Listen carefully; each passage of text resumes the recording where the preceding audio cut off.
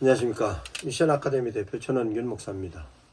오늘은 아브라함의 부르심에 관련된 내용으로 설교를 샘플링 하겠습니다.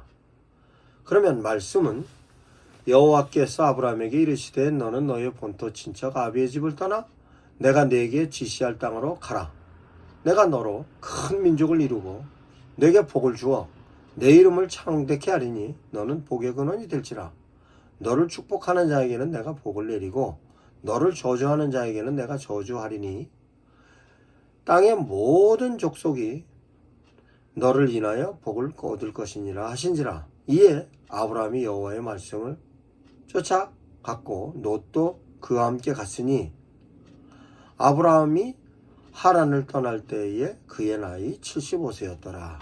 이 말씀을 가지고 설교를 디자인하겠습니다. 성도들을 향하여서 목사님들께서 설교를 할 때 이 메시지에 대한 내용을 어떤 내용인가로 우선적으로 분석해 보시는 것으로 시작합니다. 이 내용은 제가 쓴 책자에 설교의 메시지 플랫폼 개념으로 정리를 해놨습니다. 그러면 메시지는 어떤 메시지가 있느냐? 우선 내용적인 메시지입니다. 그 내용에는 하나님의 의지가 담아져 있고 하나님의 의도와 이행하심과 의미가 있습니다. 그러면 아브라함의 부르심에 관련돼서도 하나님의 의지적인 메시지를 읽을 수 있는 것입니다. 여호와께서 아브라함에게 이르시되 너는 너의 본토 친척 아비의 집을 떠나 내가 네게 지시할 땅으로 가라고 얘기하십니다. 그 하나님의 뜻은 하나님께서 아브라함이 옮겨가고 순종할 때에 그 순종의 내용이 결과로서 아브라함에게 큰 민족을 이루게 하겠다 하시는 것으로 하나님의 의지가 있는 것이 기록되어 있는 것입니다. 그러면 이 말씀에 있어서의 이행하시는 데 대한 내용은 아브라함이 가나안 땅으로부터 시작해서 애굽으로 내려가고 그 이후에 이삭과 야곱을 통해서 이루어가지는 여러 가지 이행하심에 대한 내용을 첫 출발이 하나님께서 아브라함에게 본토 친척 아비의 집을 떠나라는 것으로부터 시작하는 것입니다. 그러면 갈대아 우르부터 하란을 거쳐서 가나안 땅에 오는 데까지에 대한 것은 기록으로다가 이행되어지는 하나님의 메시지입니다.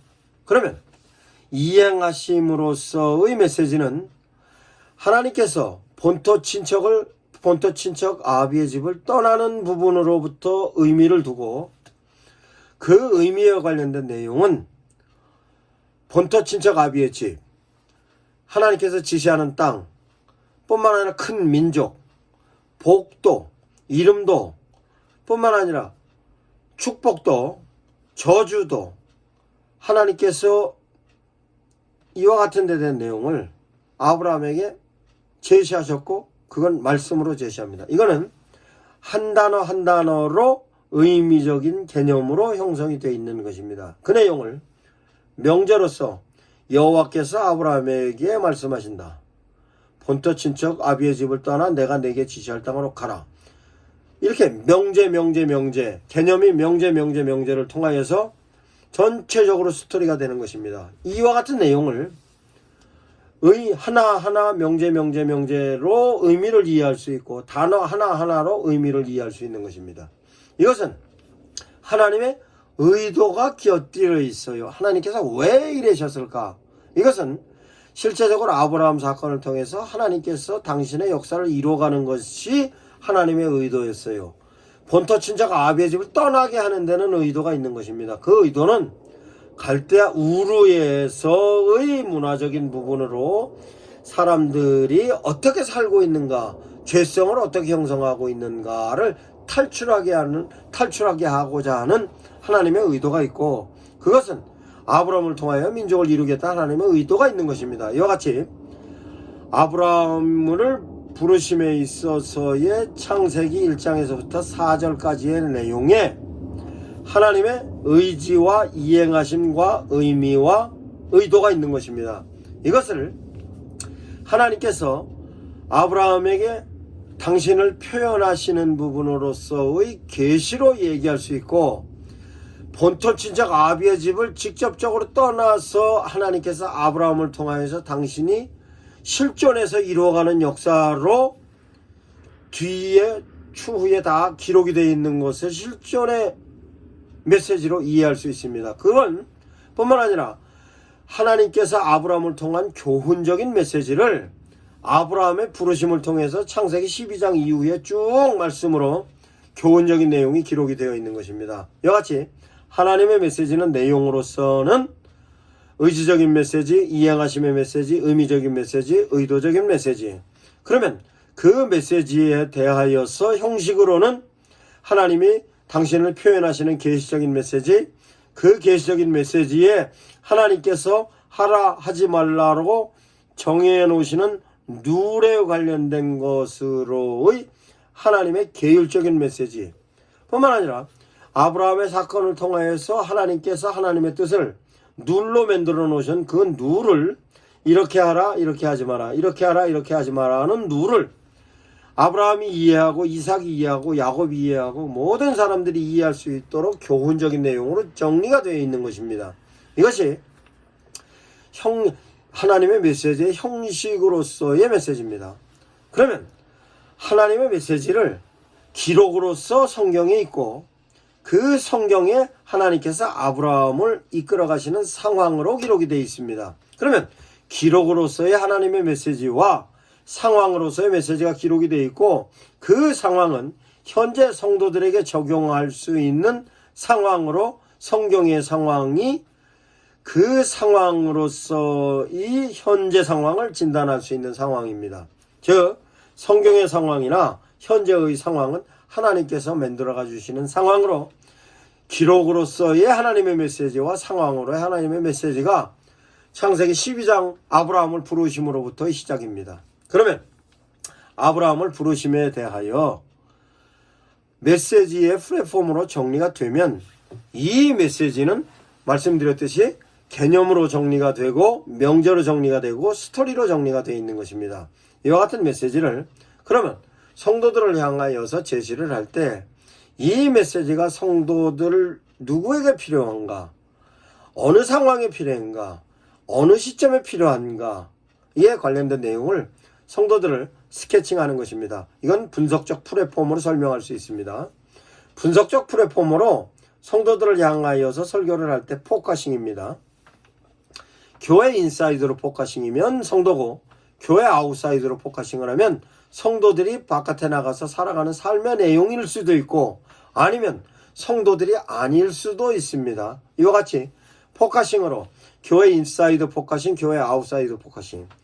교회 인사이드 포커싱으로 줌인해서 성도들 개인 한 사람 한 사람마다 그 사람의 여건이 어떤지, 상태가 어떤지, 조건이 어떤지에 관련된 내용을 소상히 분석하는 것이며, 그거는 성도 한 사람 한 사람뿐만 아니라 전 성도 다 목사님들께서 줌인을 통하여서 상세하게 성도들을 분석해 보는 것입니다.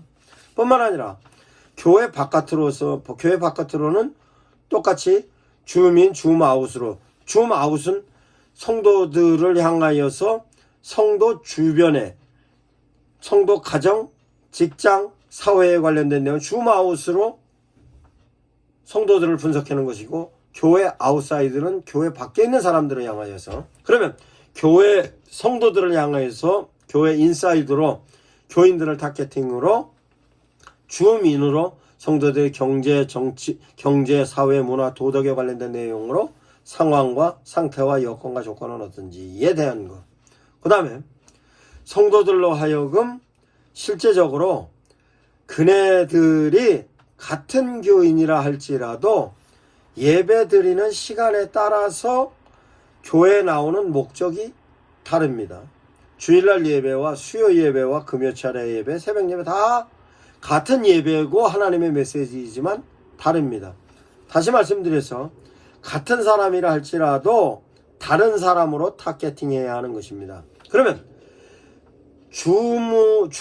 포커싱으로 줌인, 줌아웃으로 성도들을 분석했으면 실제적으로 성도를 타겟팅으로 성도들 전체를 타겟팅으로 할 거냐, 연령별로 타겟팅을 할 거냐, 직분별로 타겟팅을 할 거냐, 아니면 예배 환경에 따라 타겟팅을 할 거냐에 대한 것으로 정의하는 것으로, 그러면 창세기 1장 말씀을 가지고 성도들을 향하여서 어떻게 타겟팅해야 되겠다가 나오는 것입니다.